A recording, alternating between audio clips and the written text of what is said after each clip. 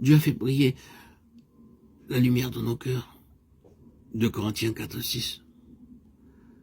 Nous savons que dans cette partie de l'épître, c'est Moïse, le ministre de Dieu, que Paul a comme fondement de son argument.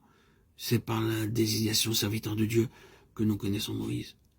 Paul parle de Moïse accomplissant son ministère, son service, lisant la loi et devant mettre un voile sur son visage, car à cause de la gloire, le peuple ne pouvait pas le regarder. Et celle-ci était une gloire passagère. Maintenant, dit Paul, dans le ministère qui nous a été confié, Dieu a fait briller la lumière dans nos cœurs et nous n'avons besoin d'aucun voile. En Christ, le voile a été ôté et ce que l'on doit voir, c'est Christ en nous. Nous sommes les vases à travers lesquels le Christ doit être vu. C'est cela l'utilité spirituelle, c'est cela le ministère, à savoir introduire Christ pour qu'il soit vu. Et nous portons ce trésor dans des vases de terre afin que cette grande puissance soit attribuée à Dieu et non pas à nous. 2 Corinthiens 4, 7. Et alors suit une liste entière de choses qui nous rabaissent. Mais en réalité, ils disent ceci était Christ. Si nous sommes discrédités dans la détresse, persécutés, abattus, portant toujours avec nous dans notre corps la mort de Jésus, ce n'est que la façon dont Dieu fait connaître Christ. Si nous sommes pourchassés, persécutés, abattus, et que la grâce du Seigneur Jésus est suffisante, et si vous constatez que la grâce du Seigneur Jésus est manifestée à travers cette souffrance et cette épreuve, alors vous dites, c'est un Christ merveilleux. Vous voyez Christ, et par nos souffrances, Christ est vu. C'est cela l'utilité spirituelle. Nous portons ce trésor dans des vases de terre, nous sommes pressés de toute manière, mais non réduits à l'extrémité, dans la détresse, mais non dans le désespoir, persécutés, mais non abandonnés, abattus, mais non perdus, portant toujours avec nous dans notre corps la mort de Jésus, afin que la vie de Jésus soit aussi manifestée dans notre corps. 2 Corinthiens 4, 7, 10. Pour Paul, le but de toutes ces choses était, et elle glorifiait Dieu à mon sujet, Galates 1, 24.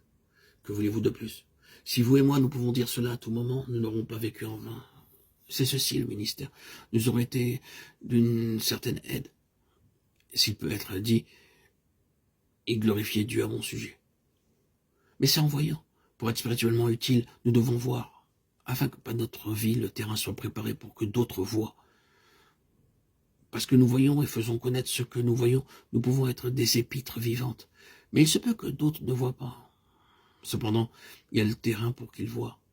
Si leur cœur est honnête et sans préjugés, vraiment ouvert au Seigneur, il leur accordera de voir ce qu'il nous a révélé à nous et en nous, et qu'il cherche à révéler de lui-même à travers nous. Le Seigneur doit avoir des épîtres vivantes, hommes et femmes, dans lesquels il peut être lu. C'est cela le ministère. Donc qu'il s'agisse du ministère qui doit être donné ou reçu, tout est une affaire du travail divin, de grâce, par lequel les yeux sont ouverts.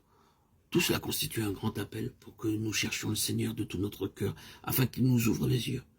Si aveugles que nous ayons pu être, et quel que soit le temps passé dans cette condition, il n'est jamais trop tard pour recevoir la vue spirituelle, si vraiment nous parlons sérieusement avec Dieu. Mais n'oublions pas qu'il est question d'être honnête avec Dieu.